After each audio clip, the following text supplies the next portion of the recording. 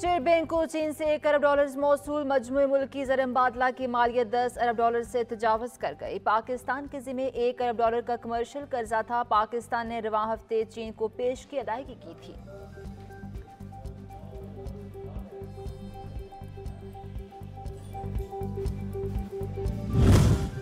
अफवाज पाकिस्तान के शोहदा ममलिकत खुदादाद के लिए बाइस इफ्तिखार। लांस नाइक वकास अहमद की दास्तान शुजात हर ज़बान सदियाम। कराची के सपूत ने 2 जून 2021 को वज़ीरिस्तान में बारूदी सरंग धमाके में जाम शहादत नोश किया। शहीद के लवाहिकीन कहते हैं सानहा 9 में मुलविस मुल्जिमान किस मुंह से शोहदा का सामना करेंगे।